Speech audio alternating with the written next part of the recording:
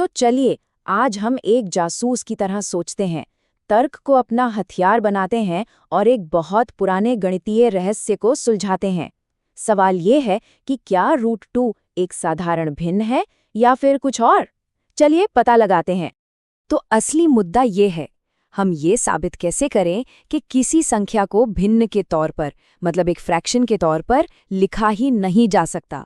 ये एक गणितीय समस्या से ज्यादा, जानते हैं, एक जासूसी कहानी की तरह है और हम सब मिलके इसके सुराग ढूंढने वाले हैं।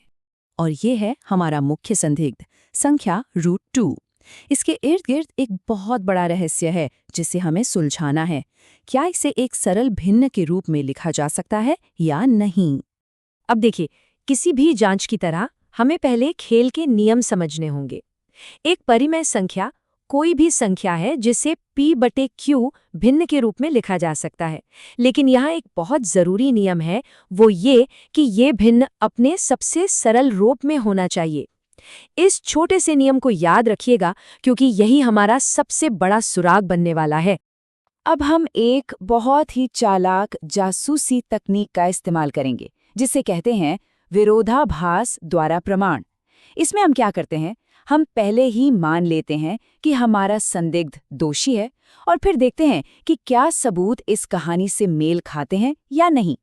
तो ठीक है, चलिए अपनी जांच शुरू करते हैं। हम ये मानकर चलते हैं कि √2 एक परिमेय संख्या है।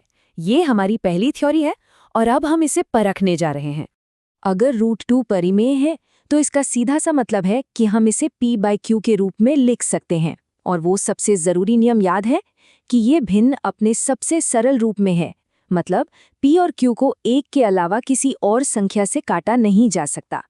ये सुराग हमारी जांच की नींव है। देखते हैं ये कितनी मजबूत है। तो चलिए अब सबूत इकट्ठा करने का वक्त आ गया है। हम इस समीकरण को लेंगे और तर्क की मदद से एक एक करके सुराग निकालेंगे। चलिए शुरू करते हैं। ये रहा हमारा एक्शन प्लान। हम इन 4 आसान से चरणों का पालन करेंगे और देखेंगे कि ये सुराग हमें आखिर कहाँ ले जाते हैं।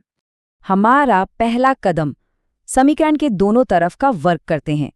इससे क्या होगा? इससे हमें उस वर्गमूल से छुटकारा मिल जाएगा और हम p और q की ठीक से जांच कर पाएंगे। अब जरा यहाँ ध्यान से देखिए। समीकरण बताता है कि p² का मान 2q² के बराबर है। अब किसी भी संख्या को 2 से गुणा करने पर वो एक सम संख्या, मतलब इवन नंबर बन जाती है। तो इसका मतलब हुआ कि p² एक सम संख्या है। ये है हमारा पहला बड़ा सुराग। और देखिए, गणित का एक सीधा सा नियम है, अगर किसी संख्या का वर्ग सम है तो वो संख्या खुद भी सम ही होनी चाहिए। इसका मतलब है कि हमारा p एक सम संख्या है। हमने एक तथ्य का खुलासा कर दिया है। ठीक है, तो अगर p एक सम संख्या है तो हम इसे 2k के रूप में लिख सकते हैं, जहां k कोई भी पूर्णांक हो सकता है। अब हम इस नई जानकारी का इस्तेमाल अपनी जांच को और आगे बढ़ाने के लिए करेंगे। तो चलिए अपने पहले सुराग का इस्तेमाल करते हैं। हम अपने पुराने समीकरण में p की जगह 2k रख देते हैं और देखते हैं कि हमें क्या मिलता है। थोड़ी सी गणना के बाद हमें मिलता है q² बराबर 2k²। एक मिनट रुकिए, यह समीकरण तो बिल्कुल वैसा ही लग रहा है जैसा हमें p² के लिए मिला था। और हाँ, इसका मतलब भी ठीक वही है। अगर q² सम है तो q भी एक सम संख्या ही होनी चाहिए। तो ये है हमारा दूसरा बड़ा सुराग। p और q दोनों सम संख्याएं हैं। अब कहानी में आता है एक जबरदस्त मोड़। हमने 2 बहुत महत्वपूर्ण सबूत इकट्ठे कर लिए हैं। अब देखते हैं कि क्या ये सबूत हमारी शुरुआती थियरी से मेल खाते हैं या फिर उसे पूरी तरह से तोड़ देते हैं। और बस यहीं पर हमारी पूरी कहानी बिखर जाती है। याद है हमारा पहला और सबसे जरूरी नियम कि भिन्न p/q अपने सरलतम रूप में है। लेकिन हमारे सबूत क्या कहते हैं? वो कहते हैं कि p और q दोनों सम है। अगर दोनों सम है तो उन्हें 2 से काटा जा सकता है, जिसका मतलब है कि भिन्न अपने सरलतम रूप में था ही नहीं। ये एक सीधा सीधा विरोधाभास है। ये तो हो ही नहीं सकता। तार्किक रूप से यह असंभव है। हमारी जांच ने हमें एक ऐसी जगह पहुंचा दिया है जहां हमारे शुरुआती नियम और हमारे सबूत एक दूसरे को ही गलत साबित कर रहे हैं। जब भी किसी जांच में ऐसा विरोधाभास सामने आता है ना, तो समझ जाइए कि वो पकड़ लिया वाला मोमेंट होता है। इसका मतलब है कि हमारी शुरुआती धारणा में ही कोई बहुत बड़ी गड़बड़ थी। केस बंद होने वाला है। यही तो है तर्क की खूबसूरती। जिस रास्ते पर हम चले, ये मानते हुए कि रूट 2 परिमेय है, वो हमें एक तार्किक दीवार की ओर ले गया, जहां आगे कोई रास्ता ही नहीं था। इसका केवल एक ही मतलब हो सकता है, हमारा शुरुआती रास्ता ही गलत था।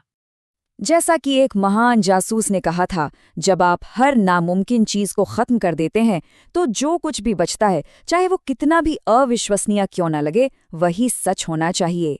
हमने एक दरवाजा बंद कर दिया है, इसीलिए दूसरा सच होना ही चाहिए। और इसीलिए हम पूरे विश्वास के साथ अपना अंतिम फैसला सुना सकते हैं। 2 का वर्गमूल यानी रूट 2 एक अपरिमेय संख्या है। Case closed. जरा सोचिए, ये सबूत 2000 साल से भी ज्यादा पुराना है, लेकिन तर्क करने का ये तरीका, विरोधाभास द्वारा प्रमाण, आज भी कंप्यूटर विज्ञान से लेकर इंजीनियरिंग और यहाँ तक कि अर्थशास्त्र में भी बड़ी बड़ी समस्याओं को हल करने के लिए इस्तेमाल किया जाता है। अगली बार जब आप किसी जटिल प्रणाली को देखें, तो सोचें, क्या इसे समझने का सबसे अच्छा तरीका ये मान लेना है कि ये गलत है?